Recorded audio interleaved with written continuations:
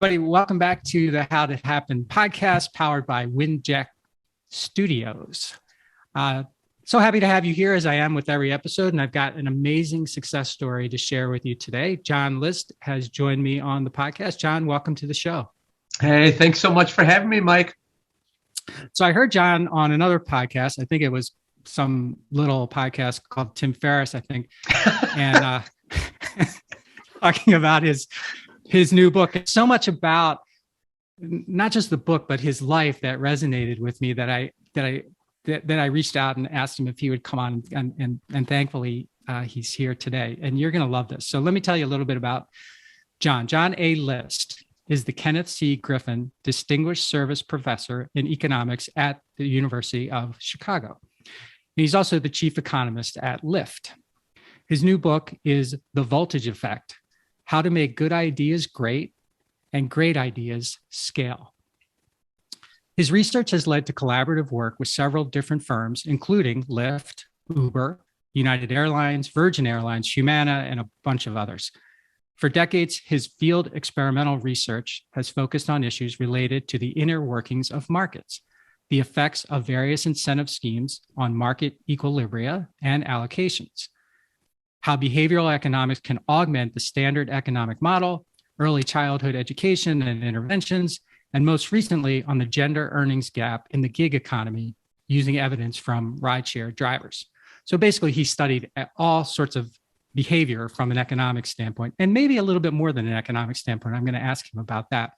His research includes more than 200 peer-reviewed journal articles and several published books, including the bestseller he co-authored with Juri Gnizzi, The Y-Axis: Hidden Motives and the Undiscovered Economics of Everyday Life. John was elected a member of the American Academy of Arts and Sciences in 2011 and a fellow of the econometric, I guess is how you say that, Society in 2015. He received the 2010 Kenneth Galbraith Award, the 2008 Arrow Prize for Senior Economists for his research in behavioral economics in the field, and was the 2012 Roe Johansson Lecture Prize recipient. He is also the current editor of the Journal of Political Economy. You can follow John on Twitter at econ4everyone. John, thank you so much for being here. I start every show with the same question, and that is, how did it happen for you?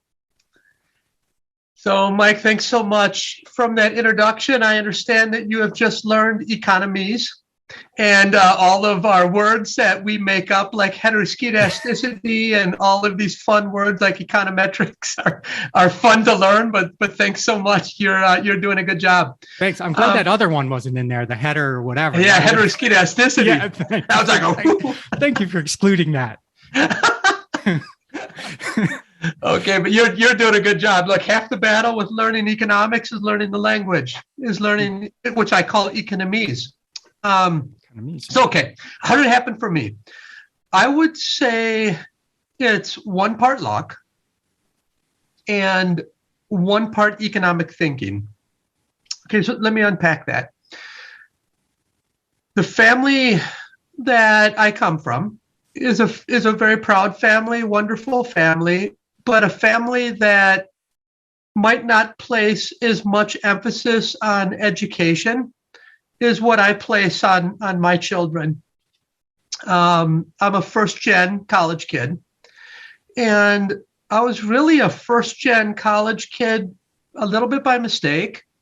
My dream was to be a professional golfer, and I went on a partial golf scholarship to University of Wisconsin at Stevens Point. I grew up in Sun Prairie, Wisconsin, so a little village outside of Madison. When I was a kid, we had about 9,000 people in the city. It's grown a lot since because Madison has grown so much, but went to Stevens Point, and I learned very quickly in that first year of golf that I didn't have a chance.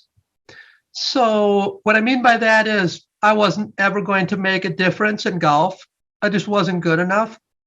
And it's a little bit lucky on the one hand to receive a golf scholarship that allowed me to go to college. That's the luck part. And the other side of luck is that my research agenda became important, which we'll talk about in a little bit. But the economic thinking side was that I figured out the opportunity cost of my time. And that's something that most people neglect. But what I mean by opportunity cost of time is that I figured out if I keep spending 8 hours a day in golf, that's really what our day was, 8 hours a day, it would have been really hard to be a really good economic student. I was always interested in studying economics, but if you want to be a professor in economics, you really have to be all in. You can't be half in and then all in golf. So I realized that the opportunity cost of my time in golf was just too great. So my golf dream there ended. I continued with my scholarship and I played the 4 years, but I really spent a lot more time focusing on learning economics and studying economics at that point. But, okay, before I ask you a question about the golf, which I felt like it was really interesting, a story that you told about the golf. I want to piggyback on that. I first want to ask this question about your book, John, because right off the bat, this word scale gets used all the time, and you have it in the subtitle of your book. Yeah. And the last sentence of your book, I believe this is the last sentence of your book, the only way to meaningfully change the world is at scale. And here's the thing that I want to ask you about is, I don't think many people know what that even means. It's a word that gets used a lot and people associate it with growth. And it's kind of like everyone says, well, if you can't scale, it's not worth doing, that kind of thing. But I don't know. I want to know how you actually define it, because it's going to be sort of the foundation of a lot of what we're going to talk about today. Yeah, absolutely. So thanks for that. I want to first dispel the myth that if your idea can't take over the world, you shouldn't do it. I think that's an issue that I bring up in the epilogue of the book. And I bring it up through the lens of my family. My family is essentially one man, one truck, one good life. And there's no need to scale more. And I'll talk about what I mean by scaling in a moment. To scale more, they're happy with that. And that's a great life for them. Now, when I think of scale, I want you to think about my experiences at Chicago Heights. So Chicago Heights is a community around Chicago that I started a preschool back in 2010. So that preschool is meant to help 3, 4, and 5-year-olds. I built it from soup to nuts.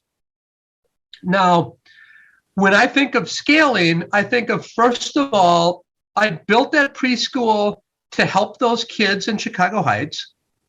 I built it to write academic papers about what have we learned on the education production function from that experiment.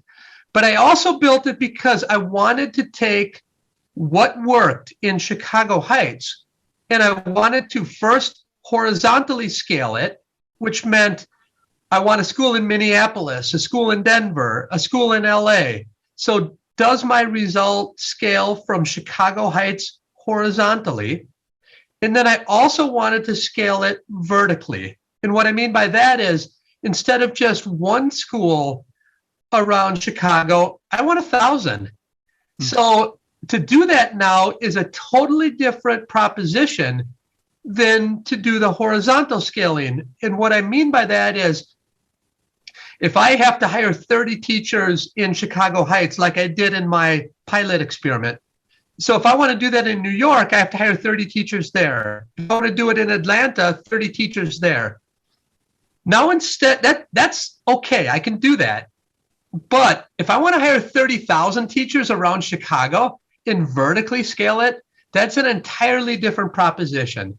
So when I think of scaling, I think of scaling across markets and within markets, and we should figure out before we invest in our idea, whether it can scale, how it can scale, and where it can scale, because we waste way too much money in throwing dollars at ideas because we try to move fast and break things, throw spaghetti against the wall and whatever sticks, you cook it.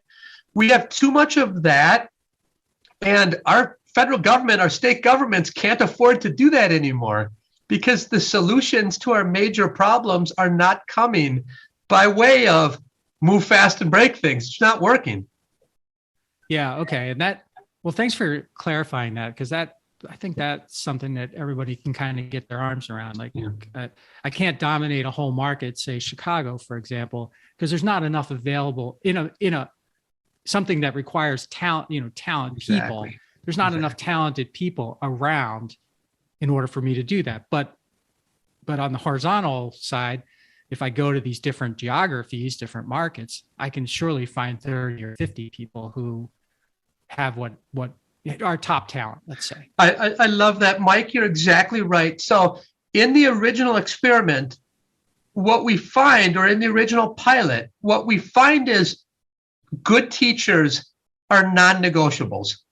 So we find that in the experiment. That's what we need to always do in the Petri dish, is figure out what are your non-negotiables.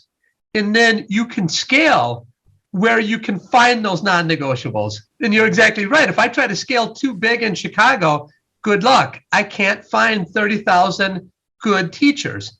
But I can scale horizontally. Now that's important to know before I spend money.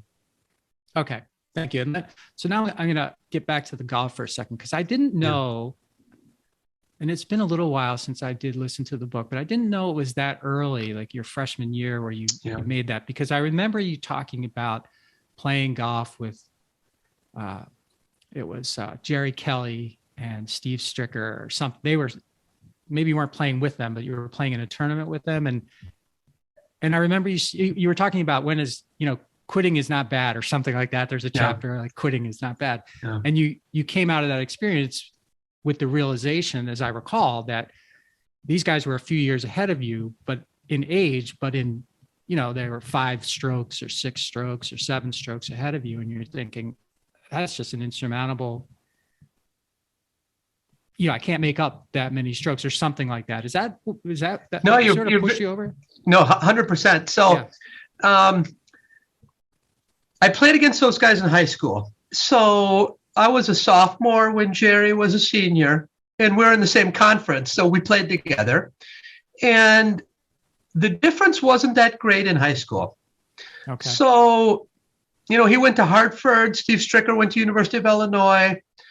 And they came back, and it was the fall of my freshman year. And they came back for some golf at Cherokee Country Club, which is a country club in Madison, Wisconsin. And I just happened to have that weekend off of our golf. So I went out there to practice on Friday. And on the range, I noticed that their games had markedly improved from the last time I had seen them. And mine really hadn't improved that much. So I kind of looked at the improvement function. Mm-hmm. And then I looked at what happened that day. We all played the same course. Didn't go very well for me there. And then I went back and looked and scoured data from our local library, because I wanted to make sure that what I was seeing wasn't a bogey. And lo and behold, after you look at all the data, it wasn't working for me. So at this point, however, I was raised in Wisconsin really under the umbrella of Vince Lombardi. And I was born in the late 60s. Vince Lombardi was winning NFL championships and then Super Bowls in the late 60s. Right. And Vince Lombardi taught me that winners never quit and quitters never win. And let's face it, society as a whole tells us that quitting is repugnant. Mm-hmm. And if you type in quitting and inspirational quotes, you'll find enough posters on the internet that you'd have to cut down half of the Amazon to print out all those posters that tell you not to quit. So I was dealing with both society telling me that you're a loser if you quit, and also kind of the way I was brought up. you don't quit. So I of course I didn't quit the team, but mentally my dream was done. And I needed to explore and discover a new dream.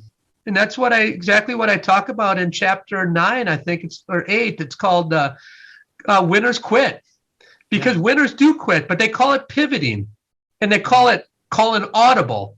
If we would just stop calling it quitting and say, I'm calling an audible, we'd all be all right, won't we? Yeah, I see a new inspirational poster. It's like audibles are cool, right? Or something. It's not quitting, it's calling an audible. Look what happened to Peyton Manning. Right. Are you a football fan, Mike? Yeah, of course. Yeah. Yes, Peyton Manning's in the Hall of Fame because he knew how to call audibles. He could throw a little bit, but he was pretty good at calling audibles. Yeah.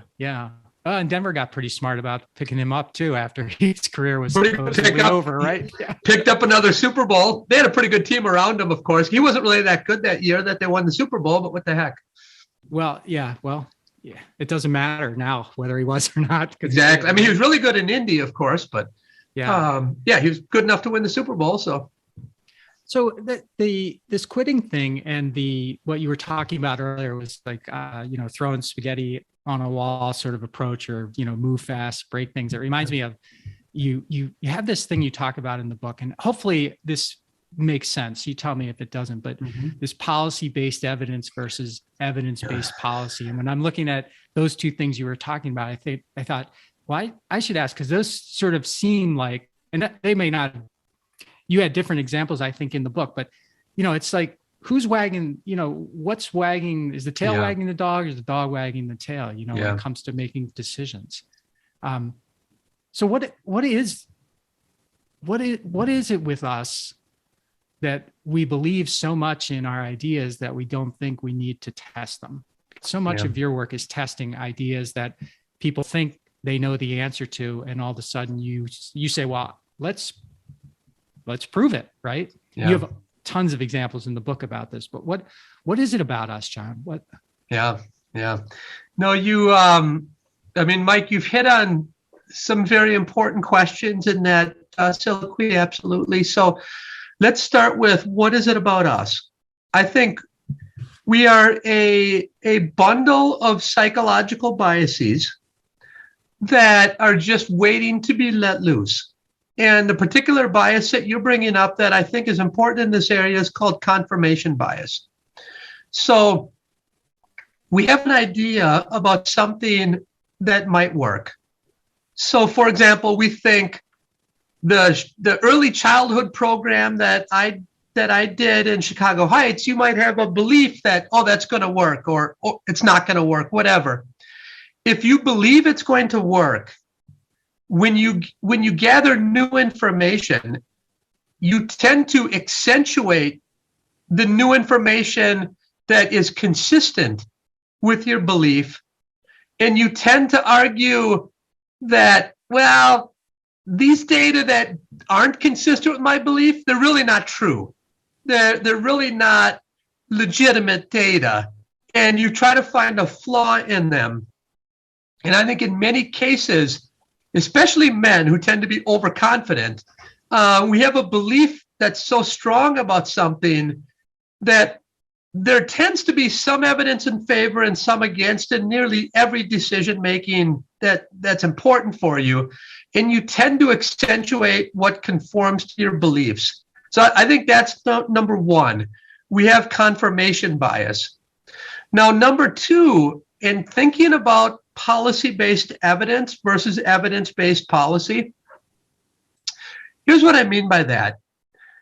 Let's start by saying, anytime we use data to make decisions, that's a good thing, right? So it's the evidence-based policy revolution of the last 20 or 30 years. That's a good thing. What's happened in the social sciences, though, is you have an idea, you go and test it, and typically you give your idea its best shot of working. Okay, it's called an efficacy test.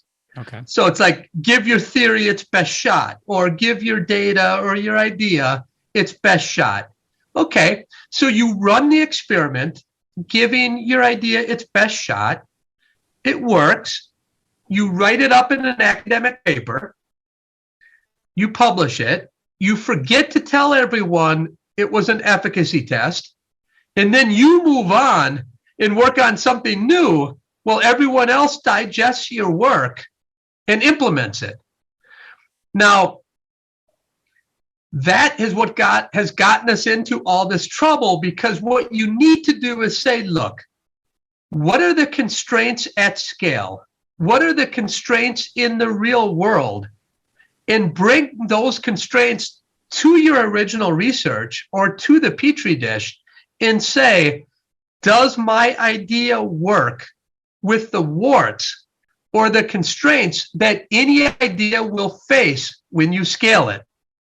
When you do that, that's what I call policy-based evidence, because you're looking at the environment that you're trying to scale into and asking, does my idea work in that environment? And if it does, great, that's a scalable idea. If it doesn't, now we need to say, what do we need to change to see if our idea can work in the real world? So really, it's obvious what I'm proposing. It's obvious in the back of your head. You're probably thinking, of course, John's right. Yeah. We should make sure that we test our ideas with the same flaws and the same constraints that they're going to face at scale. Because if we don't, what are we doing when we scale? We're guessing. We're moving fast and breaking things when we know they're not going to work. And I think that's why we don't have solutions to poverty, to public education, to discrimination, because we're not serious about looking into the environments where we want to scale, bringing those to the Petri dish and saying, does my idea work in that environment? And what has to be, I want to get back to the discriminate thing, because you have a paper on that I wanted to ask you about, John. But what is it about us thing that you just answered? In your experience, the companies that you come into actually work with, some of them I mentioned at the beginning, but what has to be going on typically inside of a company for them to be receptive to you? Because you were just saying, they're probably mostly men. They probably have very strong confirmation bias about what works in their business. And they probably don't think they need help. They probably don't, maybe intuitively they do, but we're going to be rugged individualists. We're going to hammer through this. And absolutely. No, it's a good question. So early on, it was companies that were in trouble. And what I mean by that is companies like Chrysler, Sears, firms that had found themselves on the difficult end of either their product space or their competition space. They were having difficulties. And then let's throw out a bunch of lines, and one of them can be the economist, John List, and we'll see if he can help us. It has slowly become entrepreneurs like Travis Kalanick or Logan Green at Lyft or Humana or Amazon or Walmart, what have you. These firms are doing great. And in the end, they really don't need me. But what they're realizing is that a dash of economics and a small dosage of let's figure out some causal relationships. And if we can generate data in an optimal way and combine it with economics, we can make better decisions. So the firms that are opening up more and more, I believe, are the ones who are looking for better solutions today, looking to have an edge tomorrow. And I think that's what economics and data generation can give them. So the things I work on in a firm, whether it's a for-profit or nonprofit or government group, is I work on any issue related to economics in their firm. And since I'm a believer that economics is life and life is economics, economics has a seat at every table within an organization. And you, in the book, you talk about your different experiences at Uber and Lyft in particular. And as I was listening to it and now listening to you now, I was thinking, oh, well, what John really is sort of a mix between an economist and sometimes an industrial psychologist or some type of psychologist too, because it's not just about numbers. Like people think about economics and they think, well, it's just about numbers. The way they think that a CFO only handles the money, whereas where a real CFO is really, and very engaged in the whole thing. Is it like that, John, when you go into some of these places? No, that's a great analogy. I'm glad you brought that up. Early on in my career, I spent most of my time at baseball card shows and conventions where collectors were, because that's how I could afford to do field experiments. I funded it with my baseball card collection that I purchased in the late 70s as a kid. Nobody else wanted to fund my field experiments, so that's how I did them. So early on, I thought of myself as an economic anthropologist. I would understand the nuts and bolts of a market, and then I would bring in the disciplined thinking that the economics model can provide with what I knew about the market.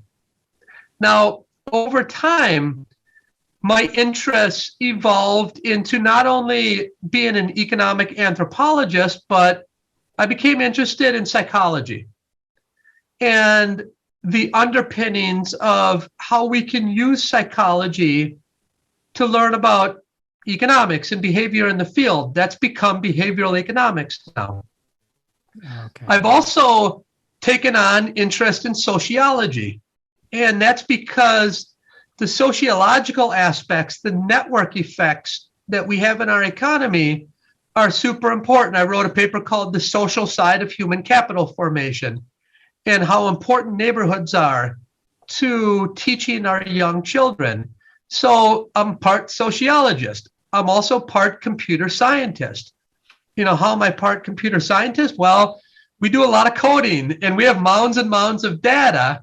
So my team is roughly 10 people at Lyft. We have to do a lot of programming. And we have to do a lot of programming to make sure we're learning about what's happening in our mounds and mounds of data. So sort of a jack of all trades a bit, in that I try to bring in the understandings from different disciplines. Sometimes you need psychology, sometimes you need sociology, sometimes you need anthropology, but it's always with a dash of economics, because I think economics ends up lending this very disciplined approach to understanding incentives and the underpinnings of why somebody's doing something through the lens of what are the incentives that are moving these people. And once you understand that, the rest is sort of dressing around the problem and how you can get to, let's say, first best or the maximum. Okay. I'm glad you addressed that, because I was walking my dog and I was listening to Adam Grant, and I'm listening to him talk, and I'm like, he sounds a lot like List, from the book. And I'm like, wait a second, there's a blending going on here. And then I remembered you do have a chapter in the book, I believe, on culture. And that's right. And I was like, when that chapter came up, I was like, I wasn't expecting that at all. But it just made me think about how, like people put economists in a box, and probably because a lot of them will stay in a box. They want to give just economic forecasts and stuff. And you are, like you said, a psychologist, behavioral sociologist, all of these things. It's just, it's kind of, I don't know how you put all those disciplines together and make it work. But you do. It's really cool. Thank you. Well, and speaking of culture, like you go to some pretty decent lengths in the book talking about the differences in your experience at Uber, from the interview process all the way through, the time you spent there versus Lyft, two companies that at least I know they have different divisions that do different stuff, but on the rideshare thing, two that you could say are commoditized as being the same. But yet you have an app, you get in the car, you call the car takes you where you want to go. Usually not back to your house, which is one of the stories you tell in the book. But I'm still angry about that, by the way. Yeah. So John had to go somewhere. An Uber picked him up. I believe it was an Uber that time. It was Uber. And he thought he was, going downtown Chicago or something. And he's working on his presentation, and all of a sudden he looks up and he's back at his house. That's not the experience that you want to leave the client with. But anyway, can you talk a little bit more about the differences in those and how both are scaling, I think, right? Both are, just making tremendous, they're creating a new, economy themselves, sort of. Oh yeah. But so different the way you described it. Yeah. No, you're right. I was talking to my kids the other day about Uber and Lyft, and I don't think that our kids can even understand how different travel is around cities. Just in the last 10 years, how disruptive and innovative, both Travis and was on the Uber side, and John and Logan were on the Lyft side.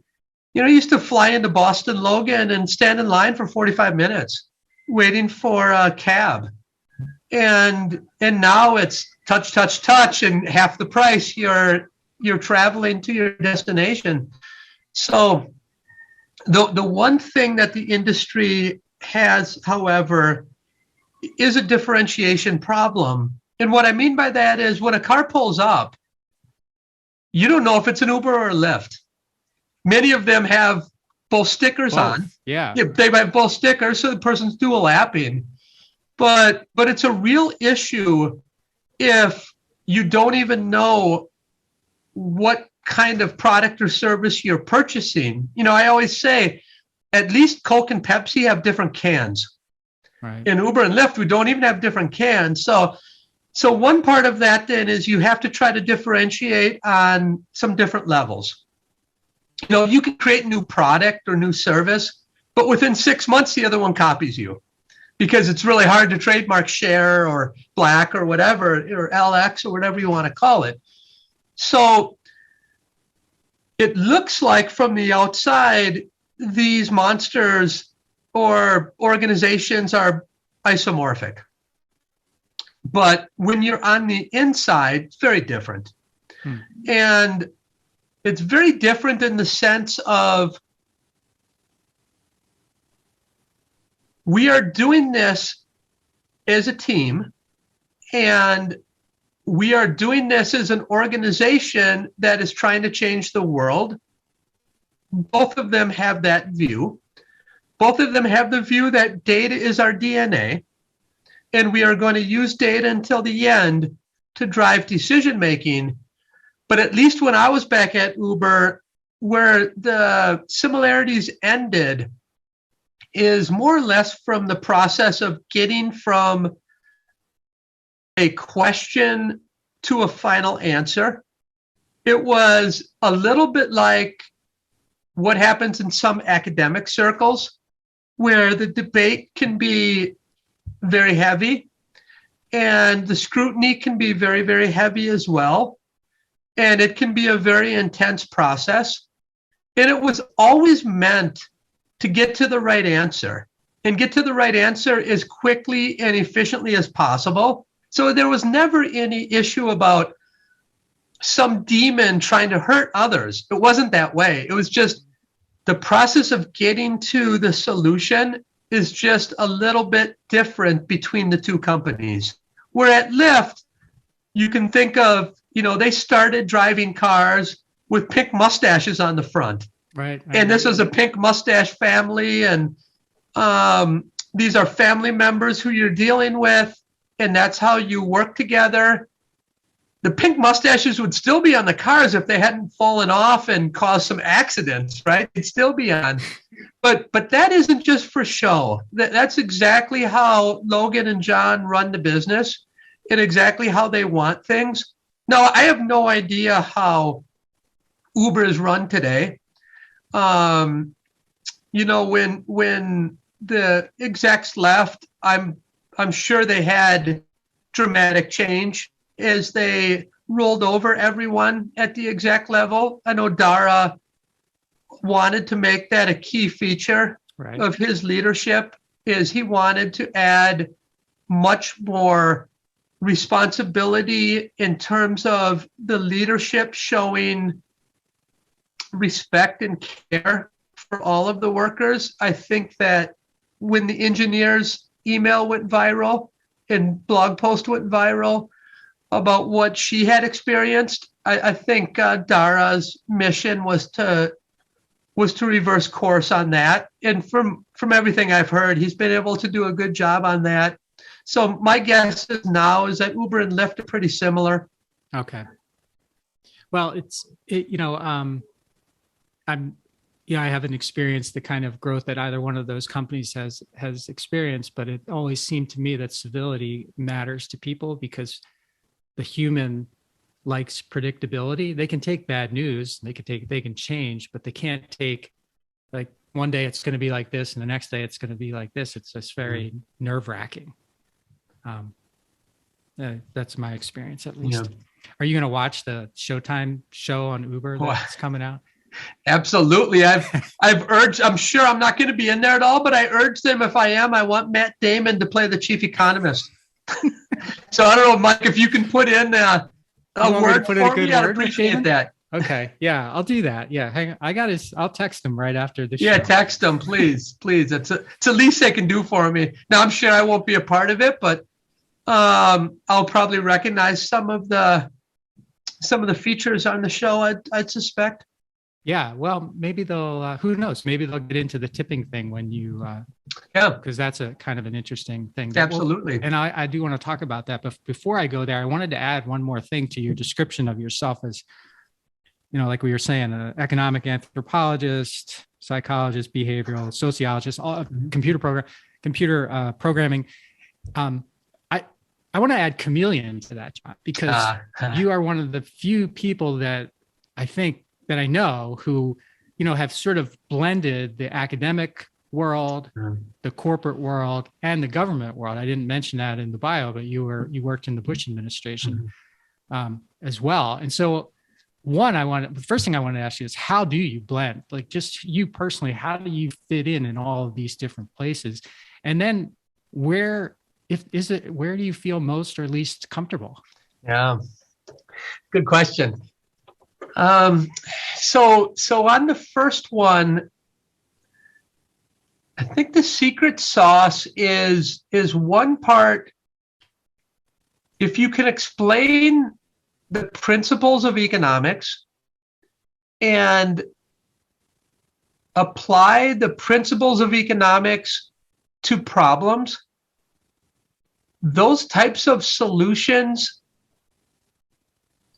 are really ubiquitous in the sense that that kind of thinking traverses every situation. So what I worked on in the federal government was the Kyoto Protocol. I worked on the Clear Skies Act. I worked on the softwood lumber trade dispute. So these are issues that I was advising the president on in environmental and resource economics. And day by day, as I sat through meetings, many of my arguments would be Econ 101. And what I mean by that is applying principles to problems. I was part of the task force that put together the Homeland Security. Okay. In that agency, working with Colin Powell, Condi Rice, Mueller, and others. And I was just adding simple economics to those discussions.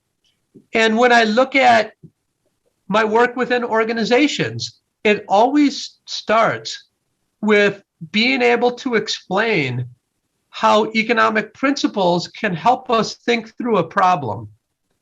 Now, in the academy, of course, it begins with first principles, but to publish papers, you have to be doing many more advanced things.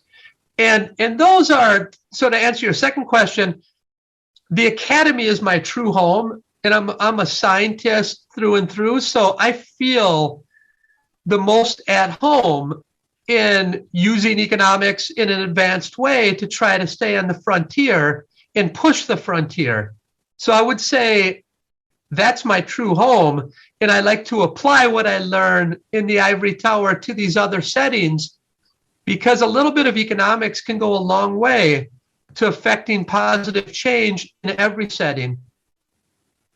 Okay, thank you. And you mentioned early on that you learned the opportunity cost of your time early, probably earlier than most of us do. And I'm wondering how you've applied that. I know how you've applied that to other folks because you have talked about it, you describe it a lot in your book, but how do you apply that to you?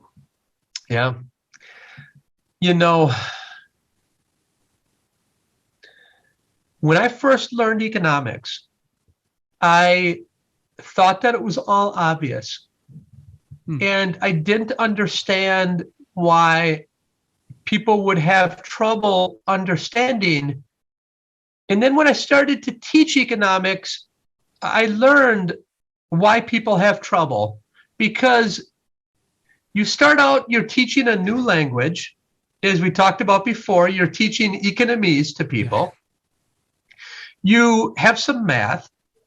You have abstract and very critical thinking.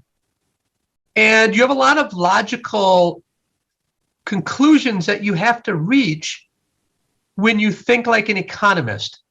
So if you don't naturally think like an economist, it's really hard to learn economics.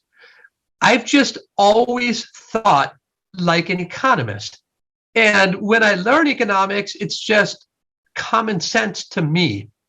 But it's certainly not common sense to most people, because in many ways, it's a foreign way to think for the majority of people. Okay, so how do I apply that type of thinking?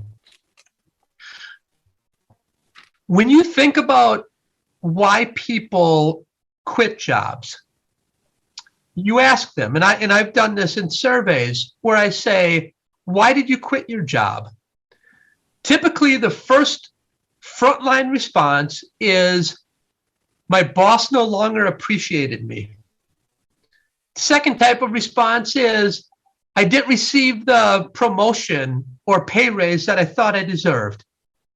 Third line of response is, I got cross with a coworker. Okay. In each of those situations, the person's current lot in life got soiled and they were pushed to move. I have never quit a job because my current lot in life was soiled. Every time I've quit, and I've had a lot of jobs. I started at University of Central Florida. I went to the University of Arizona. I went to the University of Maryland, came to the University of Chicago. I worked at Uber, now Lyft. The way I think about it is, what does my opportunity set look like? And has my opportunity set gotten better in that it draws me to join? So most of the time, people neglect their opportunity cost of time. And when you neglect your opportunity cost of time, you don't realize that, look, I'm the chief economist at Lyft. What opportunities am I foregoing as a chief economist at Lyft? Well, for one, I can't be the chief economist at Walmart. So if that opportunity set gets really good, I'm eventually going to have to tell Lyft, I'm going to leave because my opportunity set has gotten better and there's new science and there's new explorations at a different firm.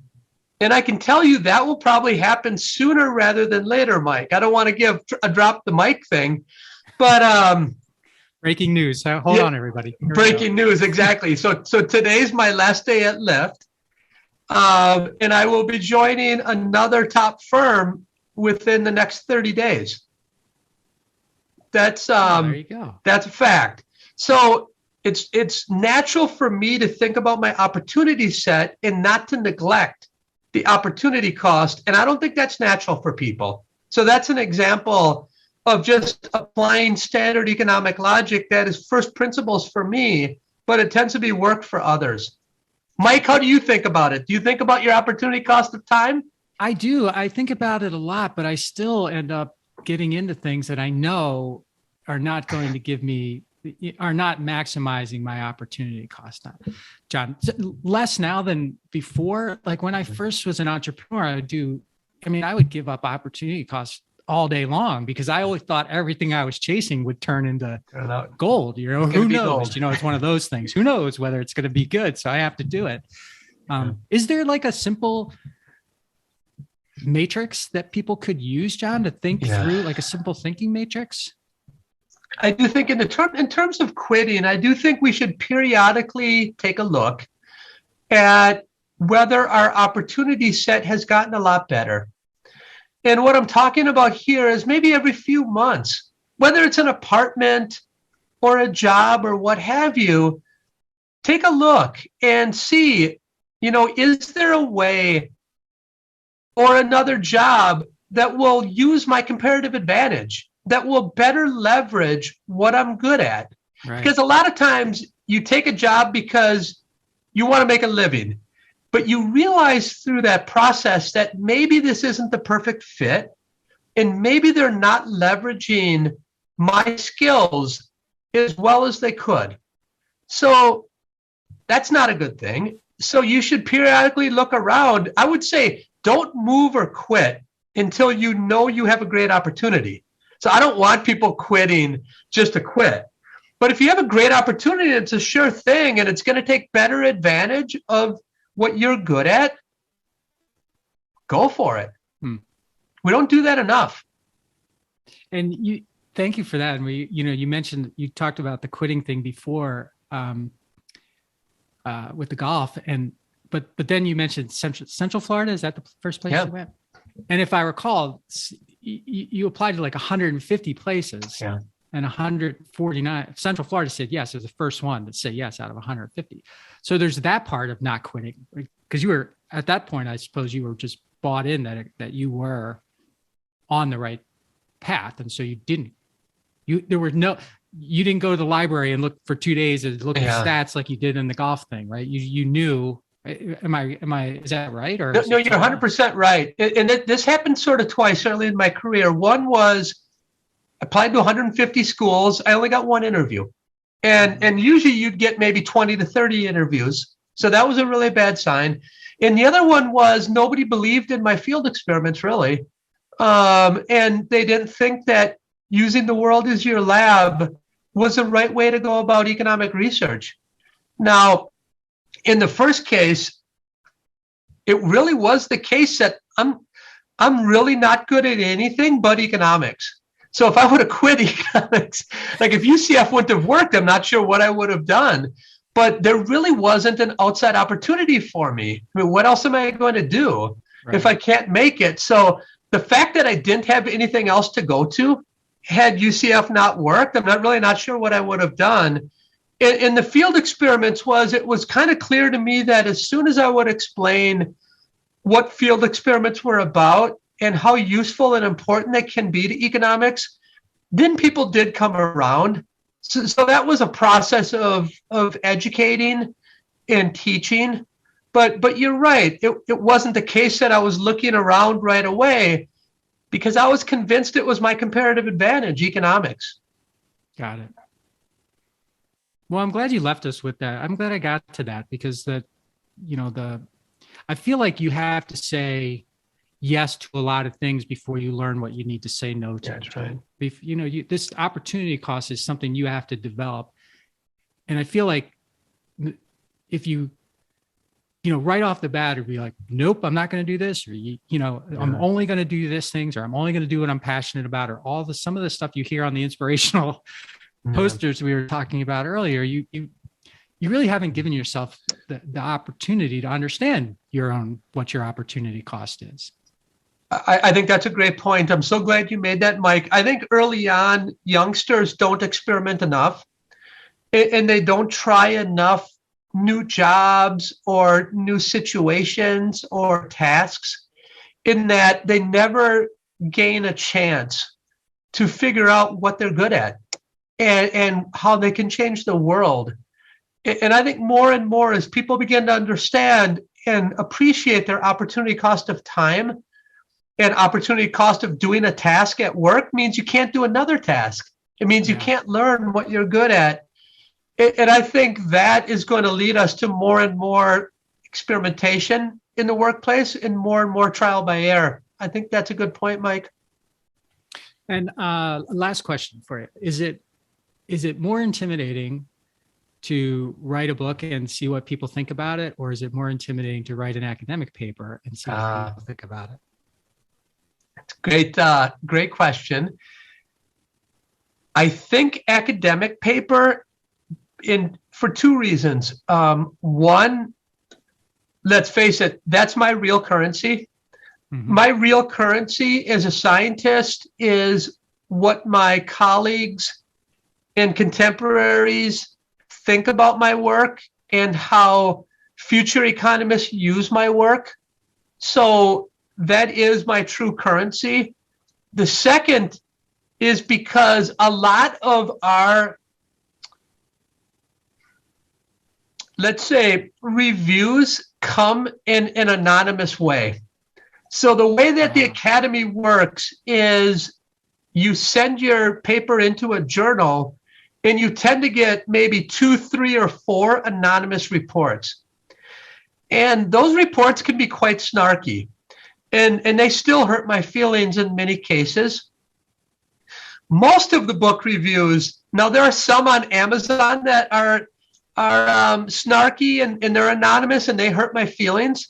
But in the Academy, it tends to be really concentrated in that they're the best other minds in the Academy who are telling you that you're dumb. And that really hurts. I mean, it really hurts anytime, but when you have another academic saying that something you've worked on for a big part of your life, you're completely wrong on, that stings, and it really does hurt. How do you handle it when you have the opportunity to be that reviewer? Yeah. I'm an editor now, as you mentioned at the beginning, and I've just also started a new journal called Journal of Political Economy Micro. So I'm an editor of 2 journals now, and I try to be honest, fair, and kind in my letters. I want my notes and reports to be, if they saw me write that on my computer, that I wouldn't be embarrassed or ashamed. And I have no problem signing my name to this. And I think if we had a little bit more civility and a little bit more humanity in terms of, think about writing this for one of your children's essays or their reports. And would you talk in such a way to them? And if not, then you shouldn't be writing it. Yeah. And you should be proud of what you put on paper, whether it's anonymous or not. So that's my view on the entire approach of anonymous reporting. There's a whole skill, it seems to me, to disagreeing with someone without being sort of trying to elevate your status as a result of disagreeing.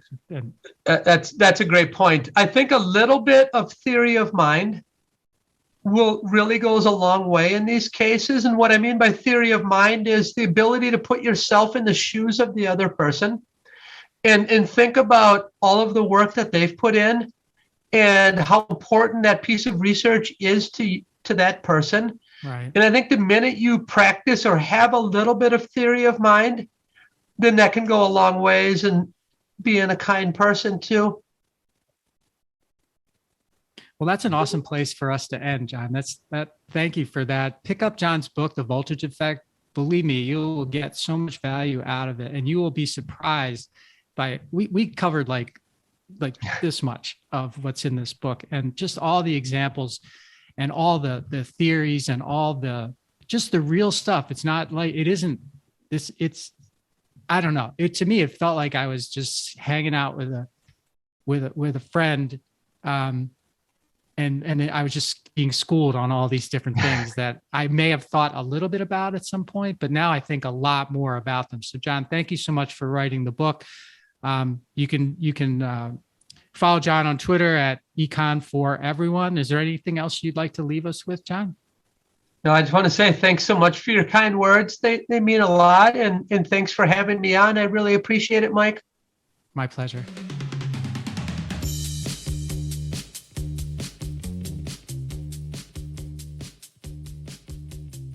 Podcast is brought to you by WINJECT Studios. We are an all-in-one educational platform for podcasters that revolutionizes how hosts leverage content to increase engagement with listeners, downloads, and income. We come together to focus on community, collaboration, and collective impact. For more information on how you can interact directly with our hosts, access exclusive live content with offers you can't get anywhere else from our official partners, join our purpose-driven community by visiting www.winject.com. If you're ready to build a career doing what you love, then we're ready to see you there.